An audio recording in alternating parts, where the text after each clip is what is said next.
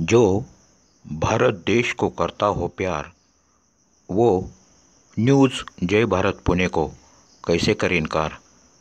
News जय भारत पुणेमध्ये आपलं सहर्ष स्वागत। कृपया ही माहिती आणि सूचना काळजीपूर्वक वाचावी ही नम्र विनंती। धन्यवाद। जय भारत।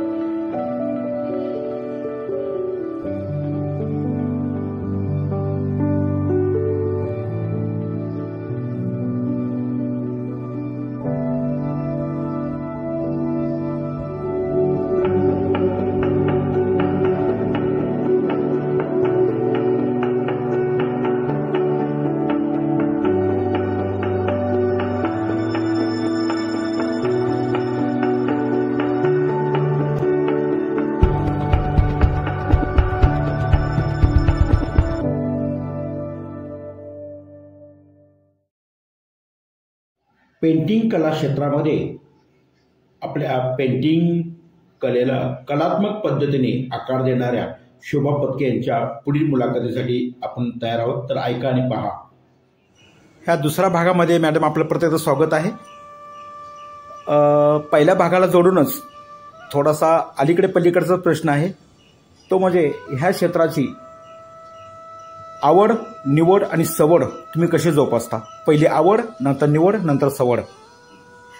आवड ही मी मागच्या वेळेला सांगितलंय की जन्मताच होती आणि मी मॅट्रिकला सुद्धा घेणार होते चित्रकला, तेव्हापासून माझी आवड होती आणि मी ती जपत होते। त्याच्याबरोबर माझी नाट्यकला पण होती, माझं नृत्य पण चाललं होतं, त्यामुळे मला या सगळ्या कलांची आवड होती। मग निवड करायची जेव्हा वेळ आली तेव्हा नाट्यकला ही मला पुढे नेता येणं शक्य नव्हतं, ती मी फक्त प्रायोगिकपर्यंत थांबवलं। कारण वेळोवेळी प्रयोगाला जायचं, बाहेर जायचं जास्ती किंवा मग शूटिंगसाठी जायचं, हे सगळं मला शक्य होणार नव्हतं, कारण मला संसार करायचा होता। हे सगळेच करतात, नाही असं नाही, पण मला ते जमणार नव्हतं। म्हणून मग मी चित्रकला ही निवडली आणि मग ती जोपासताना हळूहळू हळूहळू जसं शिकायला मिळालं तसं तसं मी शिकवत गेले आणि दुसऱ्या मुलींना किंवा दुसऱ्यांना शिकवता शिकवता मी घडत गेले। शेवटी मला जेव्हा MA चा कोर्स SNDTतून करायला मिळाला, जिथे स्त्रियांना अशी सोय होती की कुठलाही, मी BA केलं होतं, कुठलाही तुम्ही ग्रॅज्युएशन केलं असेल तर MA करता येत होती, आणि त्यामुळे मी त्या विषयात तिथे ऍडमिशन घेतल्यानंतर मी साहजिकच युनिव्हर्सिटीत पहिली आले, कारण मी ऑलरेडी शिक्षक होते, मी शिकवत होते, त्याचा मला फायदा झाला आणि मग मी माझी ही कला पुढे पुढे जोपासली, त्याचा व्यवसाय केला। मोठ्या मोठ्या गॅलरीजमध्ये मला माझी पेंटिंग्स लावायला परवानगी मिळाली किंवा मला बोलवलं गेलं आणि मग माझा प्रवास असा सुरू झाला। हे क्षेत्र तुम्ही का निवडलं, किंवा एखादं क्षेत्र निवडता आलं नाही म्हणून हे तुम्ही क्षेत्र निवडलं का तुमच्या मनातच होतं या क्षेत्रात पुढे जायचं? नाही, असंच, म्हणजे मी आता सांगितलं तसंच की आपसूक माझ्याकडे कुठलं घ्यायचं ते येत आलं, कारण मला म्हणजे परमेश्वराने माझ्याकडे पुष्कळशा कला दिल्या होत्या, नाही असं नाही, दिल्या आहेत, पण त्याचा कुठल्याचा मी वापर करून घेऊ, कुठल्यामुळे मला संधी मिळेल। काही काही वेळा मला संधी मिळाली नाही असं मी म्हणू शकेन, तर मला ज्या क्षेत्रात संधी मिळाली त्या क्षेत्रात मी पुढे जायचं ठरवलं। पहिली शिक्षण पद्धती म्हणजे तुमच्या कले बाबतीची आणि आत्ताची त्या विद्यार्थ्यांना शिकवण्याची शिक्षण पद्धती बदलत चालली, तर तुमचं काय मत आहे? हे नेहमीच असतं, प्रत्येक पिढीला पुढचं शिक्षण हे वेगळ्या तऱ्हेनंच मिळत असतं आणि त्याचा कसा फायदा करून घ्यायचा समाजाने हे सांगायला पाहिजे किंवा तो ठरायला पाहिजे। आताचं शिक्षण खूप वेगळं आहे, तांत्रिक आहे, त्यामुळे साहजिकच हाताने काम करताना अवघड जातं।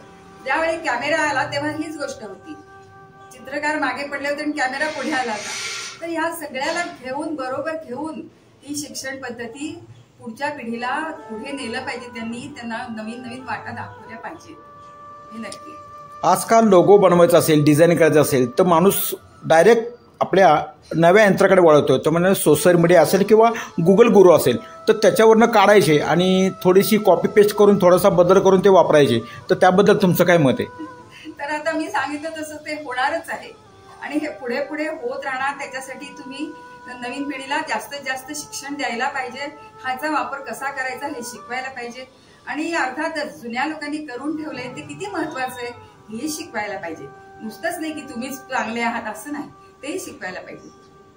तर आतापर्यंत आपण जे कलेसाठी विषय निवडले ते तुम्ही होऊन निवडले का कुणी तुम्हाला निवडायला सांगितले, प्रेक्षक असेल किंवा गुरुवरी असेल? नाही, ते माझ्याकडे आपोआप येतात. मी मागच्या वेळी पण सांगितलंय की विषय हे आपल्याकडे आपोआप येतात. आपण एखाद्या पिकनिकला जातो, तिथे आपण काहीतरी बघतो किंवा एखादा अनुभव येतो किंवा आपण एखादं काहीतरी लिटरेचर वाचतो आणि त्यातून मग हे विषय मध्ये मनात येतात आणि मग ते पुढे नेले जातात. तुमची आजपर्यंतची प्रगती हे आम्हाला ठाऊक आहे, तरी पण आजपर्यंत तुमचा प्रगतीचा प्रवास कसा झाला थोडक्यात जरा सांगू शकाल का? म्हणजे मी आधी शिक्षण माझंच करत होते, कारण मॅट्रिकला मी घेणार होते पण माझा फॉर्म फाडला गेला, मी सांगितलं होतं. आणखीन सॉरी मी पुन्हा सांगितलं तरी हरकत नाहीये. तर अशा वेळेला मी चित्रकला बाजूला ठेवली होती आणि मग मी बीए केलं. बीए केल्यानंतर लग्न केलं, मुलं झाली, सगळा संसार अर्धा झाल्यानंतर ते सुरळीत सुरू झाल्यानंतर चित्रकला पुन्हा माझ्याकडे आली आणि मग मी त्याच्यात करायला लागले आपणहूनच, की साड्या करून द्या, कशावर तरी पेंटिंग करून द्या, दुसरी पेंटिंग करा किंवा आपणहून शिका. नवीन पुस्तकं विकत घेतली फॉरेनची, ते ट्राय केलं. असं मी माझी प्रगती करत गेली आणि मग इतर जण म्हणालेले मला शिकव. म्हणजे मी आधीच गुरु झाले, मी मोठे मोठे क्लासेस घ्यायला लागले. मी विणकाम, भरतकाम, शिवणकाम पण माझ्या आईकडनं शिकले होते, त्याचे पण मी क्लासेस गेले. त्यामुळे माझे मोठे क्लासेस सुरू होते. घरभर माझ्या मुली असायच्या, शिक्षण घ्यायला यायच्या आणि मी प्रत्येकीला वेगळं वेगळं शिकवायचे. हे महत्वाचं होतं. एकच डिझाईन घेऊन सगळ्यांनी तेच रंगवा असं मी कधी शिकवलं नाही. प्रत्येक मुलीला वेगळ्या तऱ्हेचं कॉम्बिनेशन करायला सांगायची, वेगळ्या तऱ्हेची त्याची टेक्स्चर्स काढायला सांगायची. त्यामुळे ते खूप अट्रॅक्टिव्ह झालं होतं खरं म्हणजे. पण नंतर मला MA करायला मिळालं आर्ट अँड पेंटिंग मध्ये, त्यात मी पहिली आले आणि म्हणून मी हा व्यवसाय म्हणून सुरू केला आणि मग माझी प्रगती व्यावसायिक दृष्टीने मी वाढवत गेली. तुमच्या व्यक्तिमत्वाकडे बघून असं वाटतं की अपमानातून सन्मान कसा मिळवावा हे तुमच्याकडून शिकावं. आणि भारतीय संस्कृतीमध्ये आपल्या देशामध्ये कित्येक थोर व्यक्तींची नावं अशी आहेत की ज्यांनी अगोदर अपमान सहन केला आहे, नंतर देश आणि समाजाचा त्यांनी सन्मान घेतलेला आहे. तर ह्या प्रश्नाबरोबर आपल्याला पुढे जाऊया. कलाक्षेत्र हे तुम्ही सांभाळताना तुमच्या घराची म्हणजे घर परिवाराची कसरत कशी सांभाळता? ही तारेवरची कसरत आहे, कशी सांभाळता? म्हणूनच सुरुवातीला मी घरात बसूनच क्लासेस घेतले, कारण माझी मुलं शाळेत जायची, शाळेत न्यायची, त्यांना जेवायला द्यायचं, त्यांचं दूध पाणी बघायचं, त्यांनी अभ्यास केला की नाही बघायचं. मग मी नाटक करत हिंडले असते तर माझ्याच्याने हे झालं नसतं. म्हणून मी हे घरातच ठरवलं की ही चित्रकला ही आपली, आणि म्हणून मग घरात मी क्लासेस घ्यायची. तेव्हा बंगला नव्हता, पण तेव्हा एक छोटा फ्लॅट होता, त्या तिन्ही खोल्यांमध्ये भरपूर विद्यार्थी बसलेल्या असायच्या. तर असं सांभाळतच मी पुढे गेले. लहानपणी म्हटलं जायचं, आता हा प्रश्न थोडा मुश्किल आहे, लहानपणी असं म्हटलं जायचं की मुलाचे पाय पाळण्यात दिसतात, तर मी आता इथे असं म्हणतो की मुलीचे पाय पाळण्यात दिसतात. तर तुमचं काय मत आहे? खरं म्हणजे पाळण्यात पाय दिसतात ते खरंच नाहीये. जेव्हा पाय रोवले जातात तेव्हा ते पाय दिसतात. मग ते मुलाचे असो की मुलीचे असो, ते जेव्हा खंबीरपणे रोवून ते पुढे चालायला तयार होतात तेव्हा खरे ते पाय दिसतात आणि तेव्हा दिसले पाहिजे. तुमच्या परिवारातले खूप सारे ह्या क्षेत्रात आहेत, तुम्ही हे क्षेत्र निवडलं. आता तुम्हाला काय वाटतं की तुमच्या पिढीतलं दुसरं कोण नवीन कलाकार ह्यासाठी तयार होऊ शकेल? नाव सांगू शकाल किंवा त्याला तुम्ही डेव्हलप करताय का, असं कळेल का काय? नाही, कारण मला 2 मुलगे आहेत आणि ते खूप हुशार मुलगे. त्यांनी आपापल्या मोठ्या मोठ्या नवीन तऱ्हेच्या फील्ड्स निवडली आहेत आणि ते फॉरेनला आहेत. आपापलं त्यांनी करिअर केलेलं आहे. पेंटिंग सगळ्यांच्याच हातात आहे, ते आपोआप आलेलं आहे. माझी नात पण पेंटिंग करते, माझी भाची पेंटिंग करते, माझा भाचा चांगला आर्टिस्ट झालाय. तर मी असं कुणाला तरी फोर्स करू शकत नाही की हे माझं कर. आता माझी आलेली सून सुद्धा आता ती 50 वर्षाची झाली, तिचा संसार सेटल झाल्यावर ती पेंटिंगकडे वळली. आता मी काय म्हणायचं, ती पण तिच्या घरातून घेऊन आली असणार उपजत, पण असं फोर्स करून मी सांगू शकत नाही की माझीच कला तू पुढे ने, असं नाही मी सांगू शकत. मी करून ठेवणार, ज्यांना जे करायचे त्यांनी ते करावं. कोणी दुसऱ्यांनी सुद्धा उचललं तरी माझी काही हरकत नाही. माझी ही क्रिएशन आहे, ही क्रिएशन अशीच कोणी पुढे न्यावी आणि करावी. ह्या पेंटिंगसाठी अंगात कोणकोणत्या गुणाची आवश्यकता असते असं तुम्हाला वाटतं? त्याच्यामध्ये एक तर पेशन्स पाहिजे खूप, नक्कीच. की एक चित्र काढायचं असेल तर तुम्हाला खूप पेशन्स पाहिजे. दुसरं म्हणजे तुम्ही म्हणजे पहिल्यांदा तर कॉपी करावीच लागते, बघून करायचं, दुसरं समोर जे दिसतंय ते करायचं, दुसऱ्यांनी केले ते करायचं. आणि पहिली स्टेज झाल्यानंतर तुम्ही तिथे सोडून द्यायचं, गुरुला सोडून द्यायचं आणि मग तुम्ही स्वतःची पावलं निवडायची. सारखं गुरुच्या आधाराने जसं म्युझिकमध्ये चालता येतं तसं नाही. तो म्युझिकमध्ये एक स्वर तुमचा परफेक्ट लागला पाहिजे म्हणजे लागलाच पाहिजे गुरुसारखा, तसं इथे नाही आहे. इथे तुम्ही तुमचं निवडायचं, तुमचं दृश्य निवडायचं.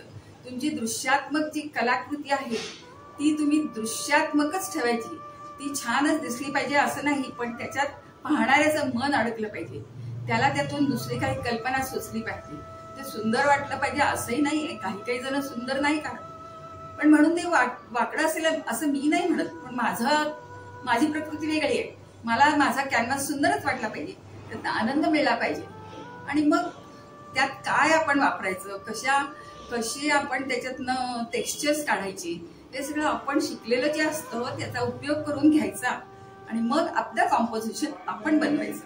आपली ती जागा आपण कंपोज करायची, तर ती दुसऱ्याला भावते. हे अगदीच तुझं व्हॅन गॉग सारखं चित्र झालंय असं कोणी म्हटलं तर मला आवडणार नाही. जीवनामध्ये प्रत्येक कलाकाराच्या कटिंग प्रसंग असतातच. कला क्षेत्र एवढं सोपं नाहीये. तर तुमच्या पण जीवनात काही कटिंग प्रसंग आलेले आहेत. त्या कटिंग प्रसंगांना तुम्ही तोंड कसं दिलं आणि तुमच्या कला क्षेत्रात किंवा तुमच्या जीवनामध्ये कडूगोड अनुभव काय काय आले थोडक्यात सांगाल? हो, तुम्ही म्हणाल तसं बरोबर आहे. कडूगोड अनुभव सगळ्या नेहमीच असतात. तर एक आठवण मी मागच्या वेळी सांगितली होती की एक अंड मला प्रेझेंट मिळालं होतं, ते फुटलं आणि मग त्यातून मी ह्या कलाकृती ब्रह्मांड नावाच्या कलाकृती केल्या आणि त्या करताना मला इतका आनंद झाला कारण मी त्या विचारात खूप गुरफटले होते. अंड म्हणजे काय, बरं मी अंडी रंगवली तरी पण त्यात समाधान नाही, मांड्याचे आकार रंगवले तरी समाधान नाही. शेवटी मी वाचलं तेव्हा ब्रह्मांडाच्या संकल्पना कळल्या, त्या माझ्या मनात रोवल्या गेल्या.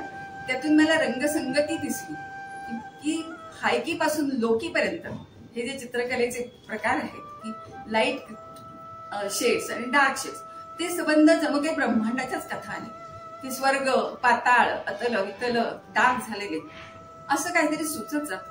तसं मला जेव्हा माझा हा स्टुडिओ जळून गेला 15 साली, आग लागली चुकून आणि मी जमवलेली जी पेंटिंग होती माझ्या पहिल्या एक्झिबिशन मध्ये थोडी ते संपूर्ण जळून गेलं आणि 2 महिन्यातच माझं जहांगीरला एक्झिबिशन होतं.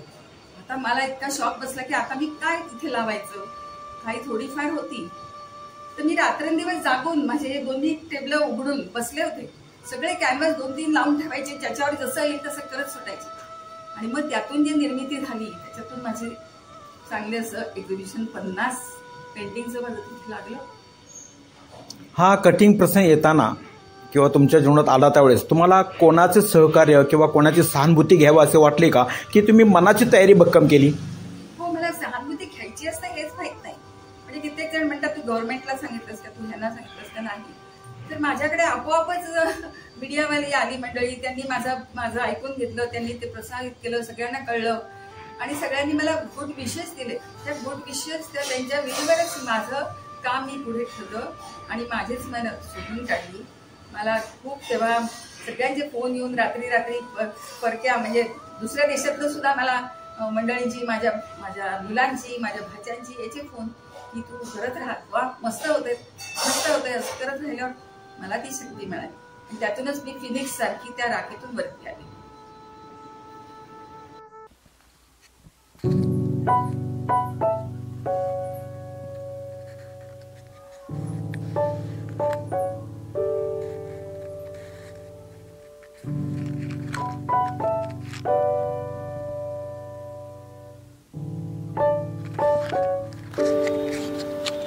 माझं हे स्टोरेज केलेलं आहे पेंटिंग ठेवायचं, ते दाखवते. इथे कपाट आहे आणि ह्याच्यामध्ये असे 2 सेक्शन्स आहेत, इथे पूर्ण भरले आणि इथे अशी बाहेर काढायला पेंटिंग. पण त्याचं ठराविक साईजची पेंटिंग आहे आणि ती अशी बाहेर काढता येतात आणि एक करून दाखवता येतात. हे चित्र आहे माझं, याच्यामध्ये मी लँडस्केप आहे पण हे रिअलिस्टिक लँडस्केप नाही आहे, तर हे आपल्या मनात एक इम्प्रेशन असतं त्याचं घेतलेलं आहे. त्याच्यामध्ये ढग आहे, ऊन आहे, पाऊस आहे किंवा पाणी आहे, लेक आहे, घर आहे आणि हे इम्प्रेशन आपण कुठेतरी गेलेलो असतो समजा फॉरेनला, तर ते अशी उतरती छप्र, त्याचे जाळ्या, असं सगळं इम्प्रेशन